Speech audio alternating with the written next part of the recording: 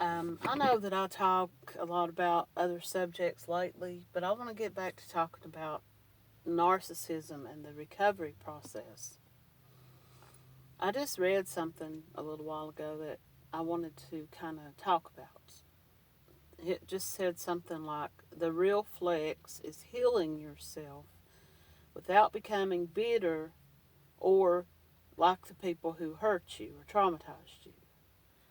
So here's what I have to say about that. I'm moving on and trying to put your life back together. But really, what I want to focus on is the transition within yourself. Now, for a while, you're going to go through and you're going to feel like everybody else feels the way when they're broken up with, or when their relationship has come to a screeching halt. But with a narcissist, it's so much more that you're left with not only a breakup and normal process of breaking up. With a narcissist, you're also going through the what just happened state of mind. We were so in love. Everything was so wonderful. We were so, life was going to, and then all of a sudden they change. And, but here's what happens once you get through and you start to spend less time around them, you're no longer talking with them. Your mind begins to become more clear. And you start to kind of see them in the way that other people were trying to, that love bomb, that fog starts to die, and you start to see more clearly what they really were. So you start to notice other people in your life, and you start to notice things about yourself that you don't like. You may be a needy type of person. You may feel like you have to please other people. You may feel like that you have to groom, change yourself, change your plans. You may be the one that gives in because you want to please the other person. You start to notice those things about yourself. You start to notice the little imperfections about yourself. Now, you're already probably hating yourself for having fallen for this BS that the narcissist fed you. You may be feeling weak. You may be feeling abused. You may be feeling um, embarrassed, shamed, even sick. I went through life. I was just existing. And I was hating myself, and I was hating all the people around me that I knew were talking about me. Oh, I tried to warn her. I tried to tell her. And you feel foolish, and you feel like you don't want to really confide in them how you're really feeling, because you know you're already being laughed at, or you feel like you are. Even the people that you can trust and the people that you do really want to confide in, you feel like you're being a burden to them after a while, talking about it so much that you just don't want to talk to anybody, and you begin to isolate. And that's something that the narcissist loves, because when you're lonely and you're isolated and you don't really have anybody else to turn to, and you're feeling down about yourself and your self-esteem is low, you may very well be tempted to reach out to them. Or you may very well be tempted to answer them when they reach out to you, and they will. They'll give you enough time to feel horrible. They'll give you enough time to just start to feel like you're starting to maybe get some of yourself back, and then they'll show up again. And they'll bring you right back down lower. But what I really want to talk about is that transition phase where you begin to see yourself, your own weaknesses, your own things in yourself that you need to change and work on. Or you won't. Now, some people do and some people don't. But you'll start to also notice things about other people in your life, your friends, or your so-called friends. Now, keep this in mind. Like I said just then, you will get to a point where you will pull away from people because you don't want to be a burden You don't want to be embarrassed or laughed at or talked about or I told you so. Or maybe you just don't want to spend time around them because they may be friendly with or have knowledge of or telling you stuff about the narcissist that you don't want to know about anymore. And it may be that they're a flying monkey who just constantly wants to keep it going. And you don't want to hear about it anymore. So you will start to pull away from those people. That's kind of what happened to me. I saw people that I realized were not good for me. I saw people that I was spending time around who I felt like I was kind of being like the one who was clinging to them. And I was kind of like pulling toward them and they were pulling away from me. Or they were pulling me in and I was trying to conform myself to be the kind of friend they wanted. And I started to notice that. I started to notice things about them that I didn't like, that I probably would have overlooked before. But what it really is it's who you are inside and what you will accept and what you won't accept, and the people you want around you and the people you don't want around you, the types of activities that they're taking part in or asking you to take part in. And you start to change. And I had a friend who I was really super close to, very good friends with for years. And after my breakup with the narcissist, I noticed a change in her toward me. And she was the one that broke up the friendship, and she was the one that stopped speaking to me and walked away from me. And for a long time, I asked why. Why did this happen? You know, why did she all of a sudden just stop being my friend? What did I do? I felt wronged. I felt like I was in the wrong. I felt for a long time like, what did I do wrong? You know, we were such good friends for so long. And then some time passed, and I started to open my eyes up, and I started to see the type of person that she was prior to my getting involved with the narcissist and how she behaved toward me afterwards. And I felt like that for a long time. I felt like she had stopped being my friend because she thought that I was not smart enough or something like that, you know, because she thought, well, you were dumb enough to get involved with this guy after I tried to warn you about him. So, you know, that's how I felt that, you know, I miss the things that we would get together and do with each other, but I don't miss it because I know if she was a true friend, a genuine friend, she would never have just up and stopped speaking to me the way that she did and hurt me the way that she did, and it did hurt me, and I'm not going to lie, it did. But now I look at it and I say, well, a true friend would never treat you that way. Someone who truly loves you would never treat you the way that the narcissist treated us, right? So how could a true friend who loves and cares for us treat us that way? So it was almost, in a way, it was very similar to the discard by the narcissist. And it was almost like she kind of knew that, and it was like she was punishing me. But now, some time has passed, and I see a different person in her, and I see a different person also in myself. I no longer chase after these types of friendships. I'm very content to be alone.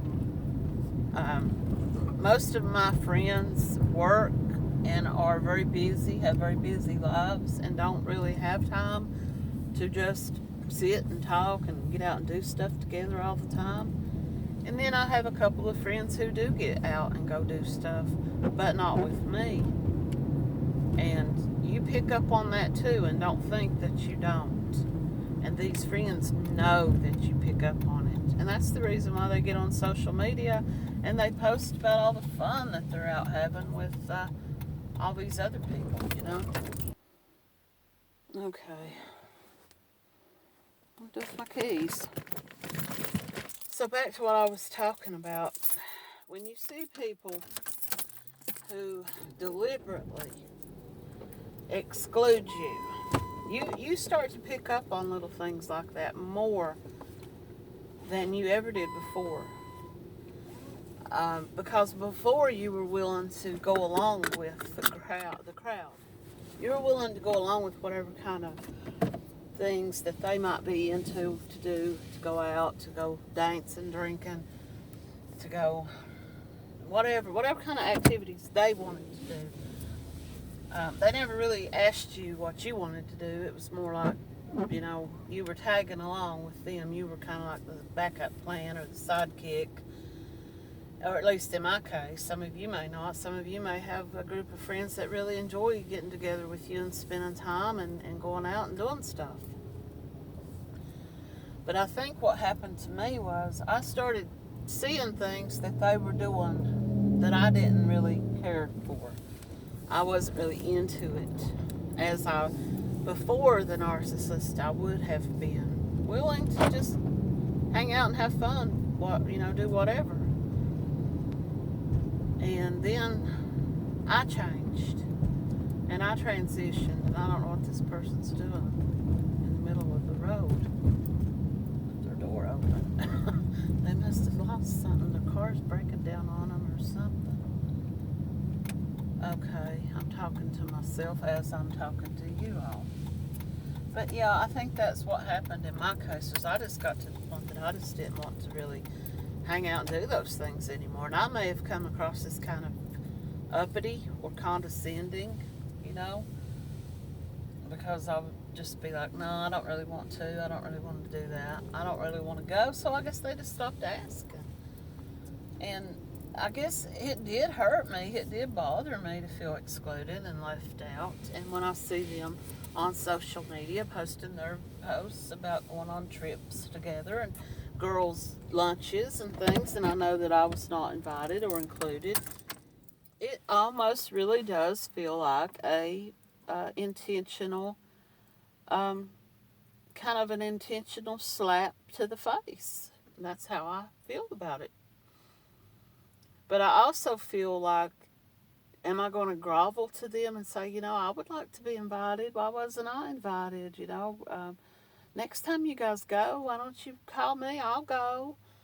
That's putting myself right back into the same position that I was in before, where I was always kind of like well, if you can't find anybody else to get out and do stuff with, I'm always available.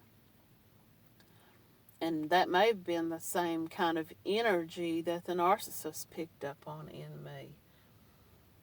So I'm not blaming myself, but there will come a time when we start to see ourselves. We have to start to see ourselves. And we may see things about ourselves that we don't like. And one of the things that I saw about myself that I didn't like was that I was a people pleaser. That I was the go along. I would go along with whatever they wanted to do. I was never the person that planned the get-togethers. I was never the one that other people... hang on just a second. I thought I had a bottle of water in here. I was going to get me a drink. But I don't. I'm going to move it up here.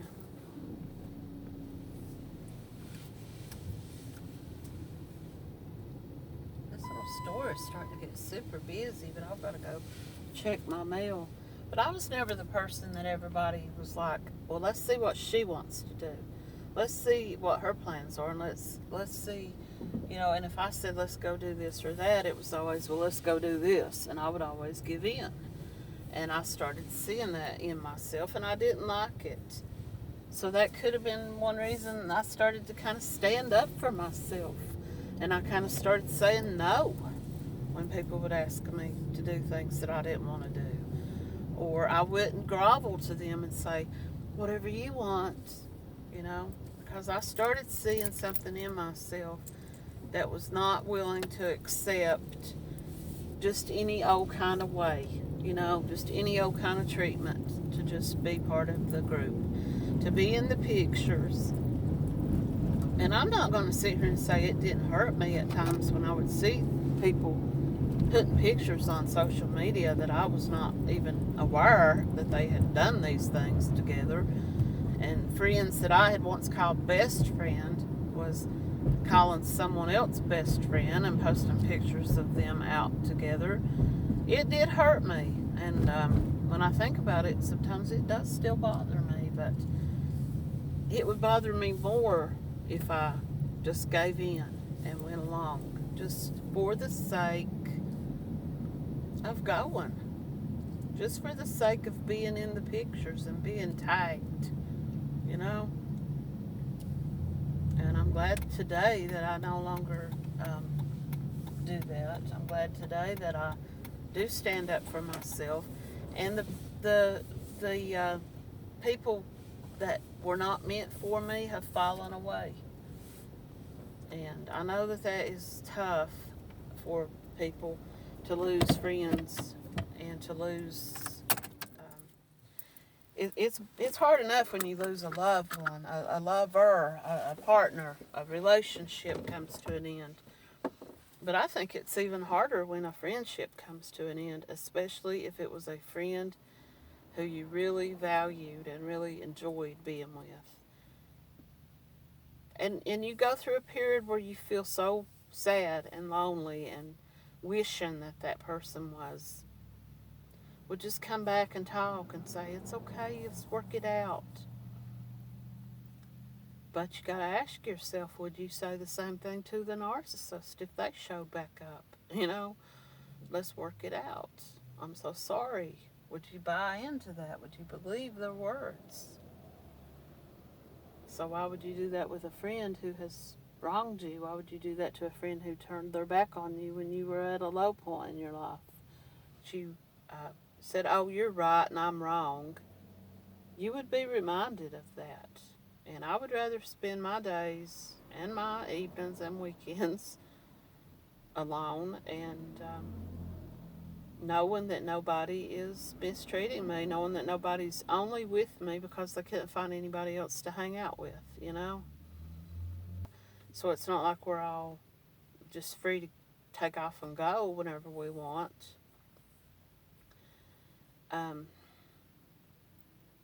But you start to transition away from who you were, but at the same time, you find the part of yourself that was maybe asleep, or the part of yourself that was weak, and you strengthen that part of yourself. So when the initial feelings of pain and the initial feelings of loss and the initial feelings of loneliness and feeling like you've been pushed aside, when those initial feelings begin to kind of die down in you, you start to be grateful that person's no longer around you, because you feel, you kind, when you see them from a distance, you kind of say, now I see, It's kind of like when your mom and dad tells you, this friend is no good for you when you're like in the 8th grade. They're like, that friend is no good. I don't want you hanging out with them. You kind of start to see that,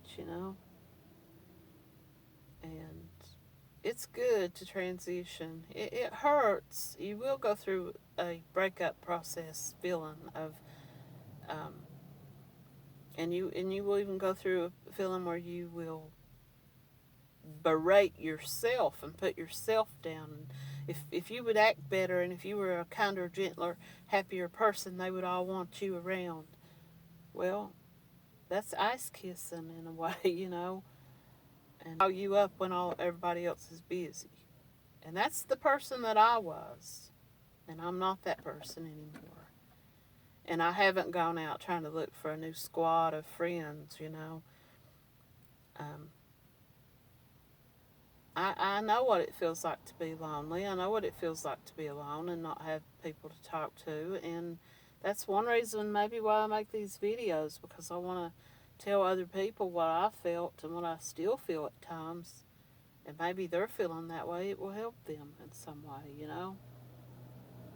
And I hope this video has helped somebody, and I hope it has made sense to somebody. And